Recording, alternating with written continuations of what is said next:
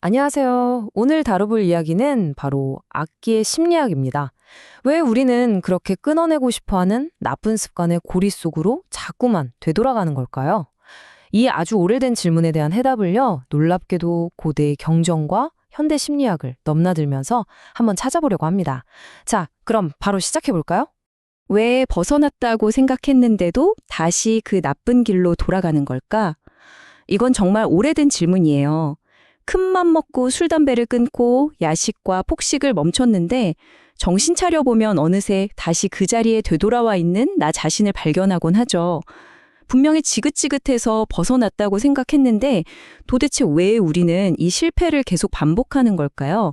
정말 놀랍게도요, 이 질문에 대한 아주 깊은 통찰이 수천 년 전에 쓰인 불교 경전하고 바로 지금 최신 뇌과학 이론에서 거의 똑같이 발견된다는 겁니다. 그래서 오늘은 이 두 가지를 딱 결합해서 우리 안에 있는 이 악순환의 스위치가 도대체 어떻게 작동하는 건지 그 비밀을 한번 제대로 파헤쳐 보겠습니다.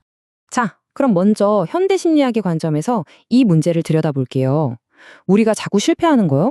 이게 단순히 여러분의 의지가 약해서 그런 게 아닙니다.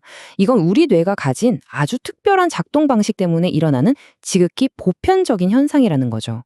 우리가 흔히 말하는 그 요요 현상 뒤에 숨어 있는 심리적인 메커니즘이 있다는 거예요.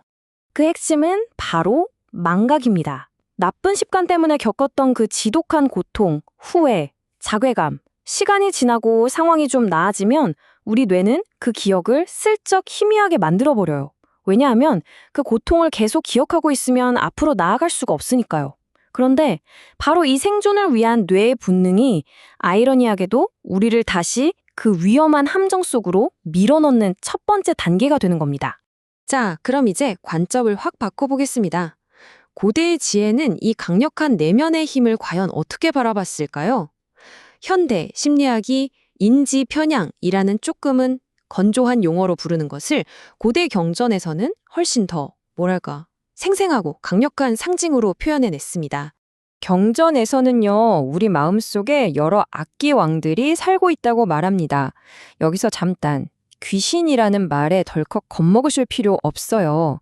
이건 무슨 초자연적인 존재가 아니고요. 우리 스스로를 파괴하고 이를 그르치게 만드는 아주 강력한 내면의 충동, 즉 우리의 심리적 에너지를 아주 정교하게 비유한 겁니다. 그 첫 번째 왕은 주모기왕, 한자 그대로 소모시키는 왕입니다. 이 왕은 우리의 소중한 정신에너지를 아직 일어나지도 않은 일에 대한 걱정이나 막연한 불안, 또는 게임이나 쇼핑처럼 아주 짧고 중독적인 쾌락에 전부 다 쏟아붓게 만들어요. 결국 진짜 중요한 일에 써야 할 에너지를 바닥내버리는 주범이죠. 두 번째 왕은 주질귀왕, 바로 질병의 왕입니다. 스트레스 받으면 막 소화 안 되고 깊은 우울감에 빠지면 온몸에 힘이 쭉 빠지는 경험 다들 한 번쯤 있으시죠?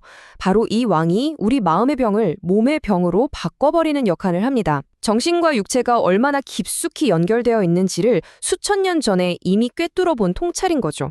그리고 세 번째 왕은 주험귀왕, 위험의 왕입니다.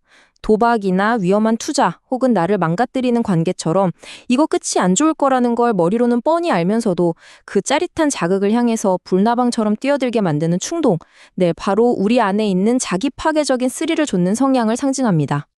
자, 그럼 말이죠. 과거의 고통을 잊게 만드는 심리학의 망각의 덫과 우리를 끊임없이 유혹하는 고대의 내면의 왕들, 이 두 가지가 어떻게 딱 만나서 우리를 그토록 벗어나고 싶었던 실패의 구렁텅이로 다시 밀어넣는 걸까요? 이 과정은 아주 명확한 3단계로 진행됩니다. 첫째, 고통의 기억이 희미해져요. 둘째, 우리 뇌는 에너지를 아끼기 위해 가장 익숙하고 편한 길, 즉 과거에 수없이 반복했던 나쁜 습관의 신경회로로 돌아가려는 강력한 관성을 보입니다. 그리고 마지막 결정적인 순간, 에이, 이건 딱 한 번인데 뭐 어때? 괜찮을 거야 라는 달콤한 자기 기만의 속삭임에 넘어가면서 우리는 결국 다시 그 함정의 문을 스스로 열고 마는 겁니다. 여기서 정말 소름 돋는 지점이 있는데요. 불교에서 말하는 반복된 행동이 마음의 씨앗처럼 남는다는 업의 종자라는 개념이 놀랍게도 현대 뇌과학에서 말하는 신경회로의 개념과 정확히 일치한다는 겁니다. 반복된 행동이 뇌에 깊은 길을 내는 것처럼 고대 사람들은 이미 우리 마음에도 그런 길이 새겨진다고 본 것이죠. 정말 시대를 초월한 통찰 아닌가요? 자, 문제의 구조를 이렇게 명확하게 파악했으니 이제 가장 중요한 해결책으로 넘어가 봐야겠죠. 다행히도 이 고대의 경전은 우리에게 절망적인 이야기만 하는 게 아니라 이 지독한 악순환을 끊어낼 수 있는 아주 구체적인 방법까지 제시하고 있습니다. 경전에 지혜로운 스승이 등장하는데요. 여기서 정말 핵심적인 통찰이 나옵니다. 이 스승은 우리 내면에 그 강력한 왕들을 없애거나 죽이려고 하지 않는다는 거예요.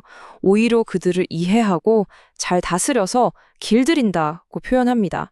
즉, 우리의 이 강력한 충동들을 파괴하는 게 아니라 그 엄청난 힘의 방향을 긍정적으로 바꾸는 것이 진짜 목표라는 거죠. 근데 더 놀라운 건 이 스승의 방법이 현대의 심리치료 기법과 소름 돋을 정도로 닮아 있다는 겁니다. 먼저 생명줄처럼 방향을 안내해주고 그 다음엔 함정에 빠지기 직전 자신의 생각과 감정 패턴을 스스로 관찰하게 가르치죠. 이건 현대 심리학의 인지행동치료, CBT의 핵심 원리와 똑같고요. 어떤 행동을 하기 직전에 잠시 멈춰서 알아차리는 마음챙김 훈련과도 정확히 이어집니다. 자, 그렇다면 이 위대한 지혜를 당장 오늘 우리의 삶에 어떻게 적용할 수 있을까요? 이 원리들을 아주 실용적인 행동 지침으로 한번 바꿔보겠습니다. 크게 두 가지 구체적인 전략을 쓸 수 있습니다. 첫 번째는 환경 재설계입니다. 아주 간단해요. 나쁜 습관을 유발하는 사람이나 물건, 장소를 물리적으로 멀리하고 대신 좋은 영향을 주는 환경으로 내 주변을 채우는 겁니다. 그리고 두 번째 전략은 매일의 복귀입니다. 일기를 쓰든 잠깐 명상을 하든 내가 왜 이 변화를 시작했는지, 과거에 그 고통이 어땠는지를 의식적으로 계속 되새기는 거죠. 이게 바로 망각의 덫에 맞설 수 있는 가장 강력한 무기입니다. 이제 마무리를 향해 가고 있는데요. 이 모든 분석 끝에 우리가 발견할 수 있는 정말 강력하고 희망적인 메시지가 하나 있습니다. 경전이 우리에게 주는 궁극적인 메시지는 바로 이것입니다. 우리를 가장 힘들게 하고 고통스럽게 만드는 그 어두운 습관과 충동들이 역설적으로 우리를 가장 크게 성장시킬 수 있는 깨달음의 재료가 될 수 있다는 것. 이것이야말로 이 이야기의 가장 핵심적인 반전이라고 할 수 있습니다. 그러니까 길들여지지 않은 내면의 왕들은 우리를 파괴하는 악기가 되지만 우리가 그 존재를 인정하고 지혜롭게 그 힘의 방향을 틀어줄 때 그들은 우리를 지키는 가장 강력한 수호신이자 지혜의 원천으로 변모할 수 있다는 겁니다.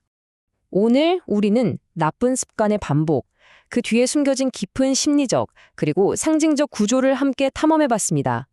가장 중요한 것은 내 안에 그 강력한 힘을 부정하거나 없애려 하는 게 아니라 그 힘을 인정하고 다스리는 지혜를 배우는 것이겠죠. 자, 이제 여러분의 차례입니다. 여러분은 여러분의 내면의 왕을 어떻게 다스리시겠습니까?